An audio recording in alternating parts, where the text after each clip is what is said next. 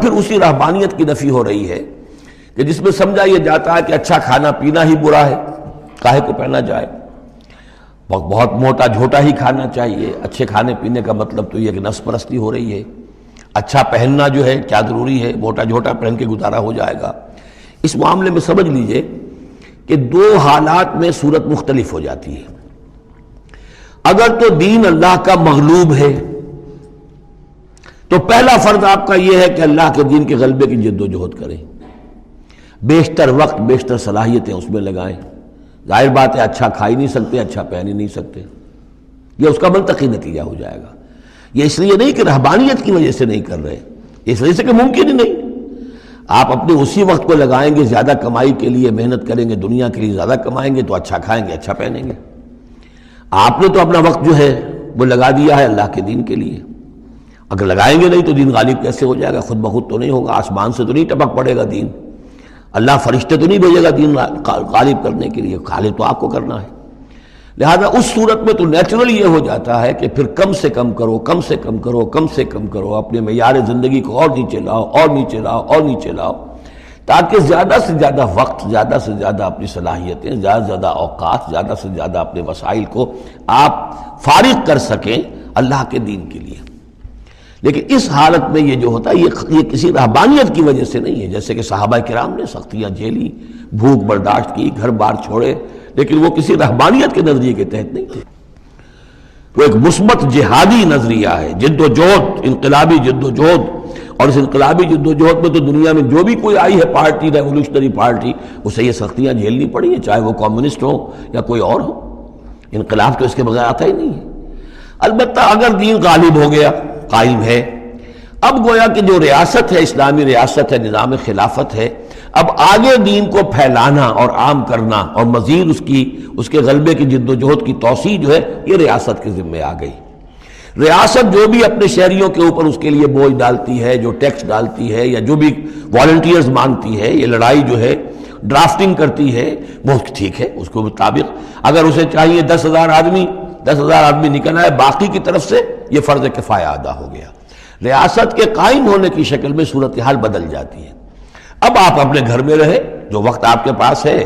آپ اچھا کمائیں، اچھا کھائیں، اچھا پہنیں، کوئی حرج نہیں۔ آپ اپنے بچوں کو بھی اچھا کھلائیں، حلال سے کمائیں، اچھا کھلائیں۔ کوئی اسی طریقے سے کوئی آپ کو علمی کوئی آپ کا پرسوٹس ہیں، ایکیڈیمک پرسوٹس ہیں، ان میں لگے، یا یہ کہ اگر آپ نوافل میں لگنا چاہتے ہیں نفل پڑھیں، اور اس کے ترقی جو ہے، اپنی روحانی ترقی جو ہے وہ تقرب بالنوافل کے ذریعے سے کرتے چلے جائیں۔ تو یہ تینوں راستے جو ہیں انسان کے لیے کھلے ہوں گے۔ کب؟ جبکہ دین غالب ہو۔ اس بنیادی بات کو بھی لوگوں نے سمجھا ہے، اس لیے وہ رہتے ہیں کنفیوژن میں۔ صاحب اولاد کا بھی حق ہے، صاحب بیویوں کا بھی حق ہے، اس کا بھی حق تو سب کا ہے، لیکن یہ کہ وہ جو صحابہ کرام کو یاد نہیں تھا کہ ان کے بھی حقوق ہیں،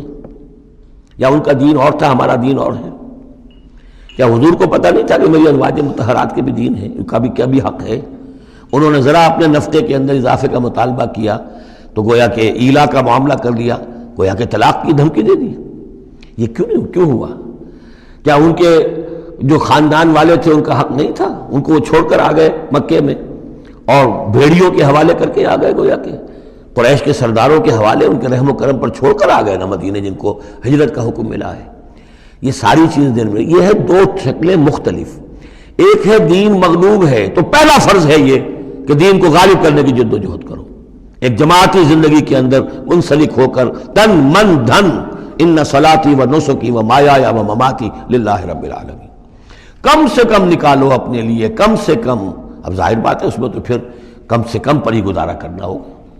صرف سبسسٹنس لیول جس کو کہا جائے، اپنے آپ کو برقرار رکھنے کے لیے، تاکہ جسم اور جان کا رشتہ تعلق جو ہے برقرار رہے، کام کر سکے آدمی۔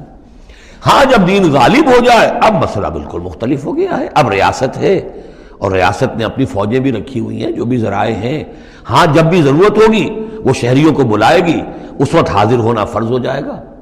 لیکن ورنہ عام حالات میں ریاست اس فرائض کو ادا کر رہی ہے۔ مزید توسیع دعوت دین کی اور غلبہ دین کی وہ ریاست کے ذمہ ہے، اسلامی ریاست ہے، نظام خلافت ہے۔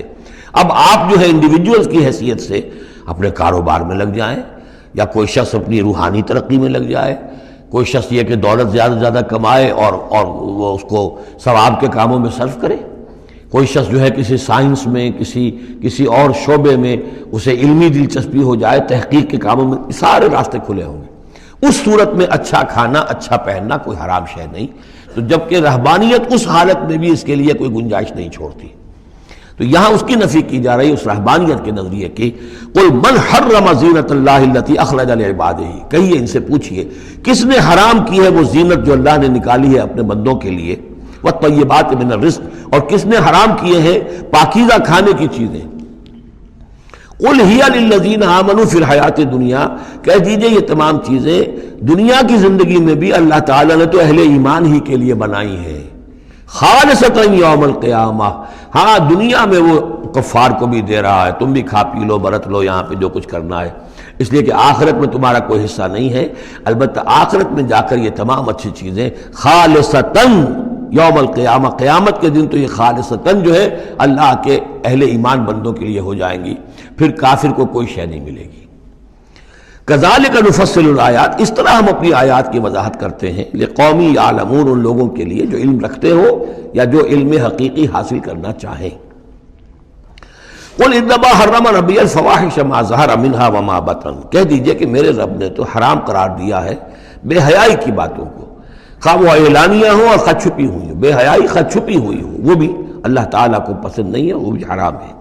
والاسم، اور گناہ کو حرام کیا ہے، والبغی، اور ناحق زیادتی کرنا کسی دوسرے پر بغیر الحق، وان تشرکوا باللہ ما لم ينزل بہ سلطانہ، اور اس کو حرام ٹھہرایا ہے کہ تم اللہ کے ساتھ شریک ٹھہراؤ کسی ایسی چیز کو جس کے لیے اس نے کوئی سند نہیں اتاری ہے، وان تقولوا علی اللہ ما لا تعلمون، اور حرام قرار دیا اس بات کو کہ تم اللہ کی طرف منسوب کرو وہ چیزیں کہ جو تم نہیں جانتے، جس کے لیے تمہارے پاس کوئی علم نہیں ہے۔ وَلِكُلِّ أُمَّةٍ أَجَلٌ، ہر قوم کے لیے، ہر امت کے لیے ایک وقت معین ہے، یعنی جب بھی کبھی کوئی رسول ہم بھیجتے رہے ہیں تو ایک مدت ہوتی ہے، اس وقت تک اس کو مہلت ہوتی ہے قوم کو کہ وہ رسول کی دعوت سے استفادہ کر لے اور اپنے دلوں کو، اپنے باطن کو منور کر لے، صحیح راستے پر آ جائے، اس سے پہلے عذاب نہیں آئے گا۔ خواہ یہ کہ اہل ایمان تو چاہیں گے وہ جھٹپٹ عذاب آئے، اس لیے کہ بہرحال مسلمان اہل ایمان وہ بھی انسان ہوتے تھے، چکی کے دو پاٹوں کے درمیان پس رہے تھے، تو کبھی کبھی خیال آ جاتا تھا کہ اب اللہ تعالیٰ کیوں انہیں اتنی ڈھیل دے رہا ہے، یا ابو جہل کو اتنی ڈھیل کیوں دے دی ہے کہ اس نے حضرت سمیہ رضی اللہ تعالیٰ عنہ کے ساتھ یہ سلوک کیا، ابو جہل کو کیوں اتنی ڈھیل دے دی ہے کہ اس نے حضرت یاسر کو شہید کر دیا رضی اللہ تعالیٰ عنہ۔ لیکن یہ خیال تمہارا اپنی جگہ ہے، ہماری حکمت اپنی ہے۔ ہماری حکمت کیا ہے کہ جب رسول ہم نے بھیجا اس قوم کے لیے ایک اجل معین کر دی، اس اجل سے پہلے عذاب آئے گا نہیں، ہاں جب وہ اجل آ جائے گی پھر وہ رکے گا نہیں، اس کے اندر اندر معاملہ انہیں طے کرنا ہے، ادھر یا ادھر۔ وَلِكُلِّ أُمَّةٍ أَجَلٌ، یہ ہم پڑھ چکے سورہ نام میں کہ اگر میرے پاس ہوتی وہ شے، میرے اختیار میں ہوتی کہ جو تم جلدی مچا رہے ہو، تو کبھی کا میرا اور تمہارے درمیان قصہ جو ہے چکایا جا چکا ہوتا۔ فَإِذَا جَاءَ أَجَلُهُمْ، لیکن جب ان کی اجل آ جائے گی، لَا يَسْتَأْخِرُونَ سَاعَةً وَلَا يَسْتَقْدِمُونَ، نہ تو وہ اس کو مؤخر کر سکیں گے ایک گھڑی بھی، اور نہ ہی اس سے کھسک سکیں گے، سرک سکیں گے آگے کی طرف۔ یا بنی آدم اما یاتینکم رسل، اب یہ وہی آیت آ گئی جو سورہ بقرہ میں بھی آئی تھی،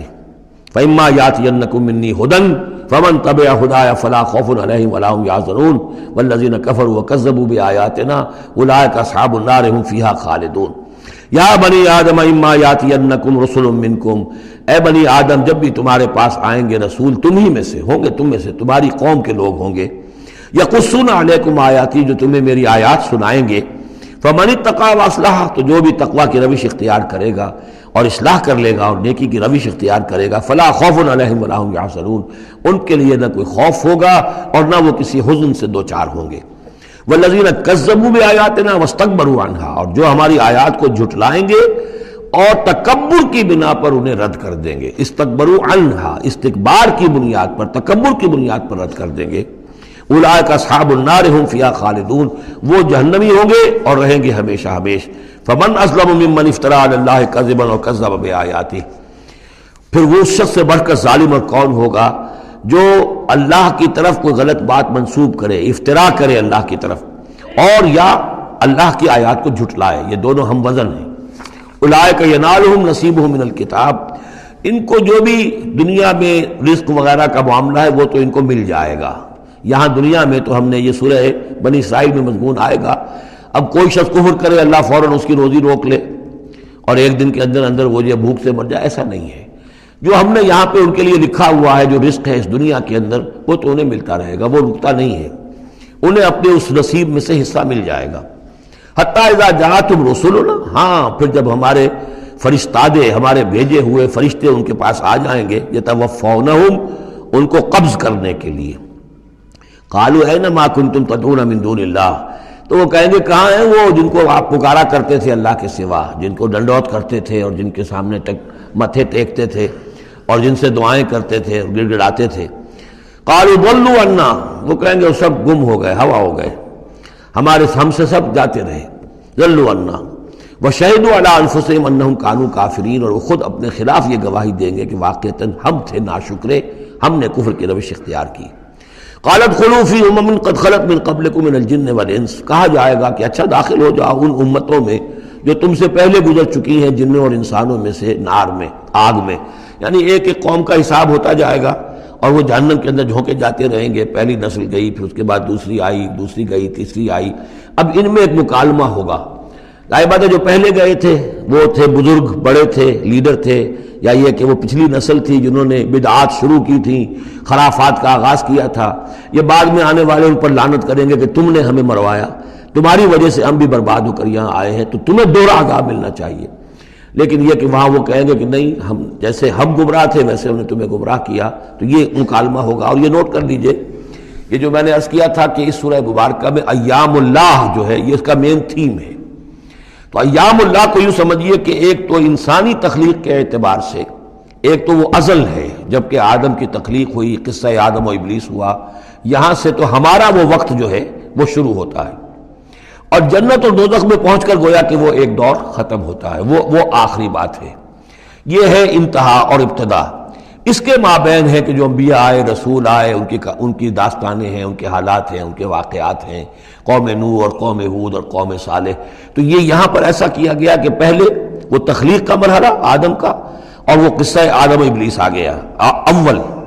اب جو جہنم کا اور جنت کا تذکرہ آ رہا ہے اور ان کی آپس کی گفتگویں ہوں گی، اور کچھ لوگ ایسے بھی ہوں گے نہ جو جہنم میں ابھی گئے ہوں گے، نہ جنت میں داخلہ ملا ہوگا، درمیان میں کہیں ہوں گے، صاحب اعراف ہوں گے، اصحاب اعراف، تو ان کا مکالمہ آ رہا ہے۔ یہ دونوں بگننگ اور اینڈ دکھا کر اور پھر سلسلہ شروع ہوگا انبیاء کرام اور رسولوں کے حالات کا۔ قالت خلوا فی امم قد خلت من قبلکم، داخل ہو جاؤ انہی قوموں میں، انہی نسلوں میں جو تم سے پہلے داخل ہو چکی ہیں، من الجن والانس فی النار، جنات بھی اور انسان بھی آگ میں، کلما دخلت امت لعنت اختہا، جب بھی کوئی امت داخل ہوگی تو وہ دوسری امت کو لعنت کرے گی، حتی اذا ادارکوا فیہا جمیعا، اور جب وہ سب کے سب اس میں گر چکیں گی، تمام کی تمام نسلیں اور امتیں، قالت اخراہم لاولاہم، تو بعد میں آنے والی کہے گی پہلی نسل سے، ربنا ہؤلاء اضلونا، اے اللہ ان بدبختوں نے ہمیں گمراہ کیا تھا۔ دنیا میں تو کہتے تھے کہ ہمارے آباء و اجداد ہیں، ہمارے اسلاف ہیں، ان کی ریتیں ہیں، ان کی روایتیں ہیں، ان کی چیزیں ہیں، کیسے چھیڑ دیں۔ لیکن یہاں پر کیا ہوگا، ربنا ہؤلاء اضلونا، ان لوگوں نے ہمیں برباد کیا، انہوں نے ہمیں گمراہ کیا، فآتہم عذابا ضعفا من النار، تو انہیں تو دگنا عذاب دے آگ میں سے۔ قال لکل ضعف، اللہ فرمائے گا نہیں، سب کے لیے دگنا ہے، جیسے یہ نے تم کو گمراہ کر کے آئے تھے، تم بھی اپنے بعد والوں کو گمراہ کر کے آئے ہو۔ تو یہ تو گویا کہ سلسلہ چل رہا ہے، تو اس لیے یہ کہ وہ تو ہر ایک کو سوچنا چاہیے تھا کہ اپنی عقل سے کام لیتا، ہم نے تمہیں عقل دی تھی، شعور دیا تھا، کیوں تم تقلید اعمیٰ کے اندر مبتلا رہے؟ آباء و اجداد کی تقلید ہو رہی ہے، اپنے لیڈروں کی تقلید ہو رہی ہے، تو یہ تقلید اعمیٰ کے لیے تمہیں میں نے آنکھیں دی تھی، تمہیں کان دیے تھے، تمہیں میں نے عقل دی تھی، تمہیں نیکی اور بدی کا شعور دیا تھا، ہر شخص جو ہے وہ ذمہ دار ہے۔ قال لکل ضعف، اللہ فرمائے گا سب کے لیے دوہرا ہے، ولکن لا تعلمون، لیکن تمہیں اس کا علم نہیں ہے۔ وقالت اولاہم لاخراہم، اب وہ کہیں گے پچھلے جو ہیں، جو پہلے والے تھے، بعد میں آنے والوں کو، فما کان علیکم علینا من فضل، دیکھو نا، نہیں نا تمہیں کوئی، ہم پر کوئی فضیلت حاصل نہیں ہو سکی، تم نے خام خواہ ہم پر لعنت کی، لیکن اس سے کیا حاصل تمہیں کیا ہوا؟ ما کان لکم علینا من فضل فذوقوا العذاب بما کنتم تکسبون، اور اب چکھو مذاق عذاب کا اپنی کرتوتوں کے باعث۔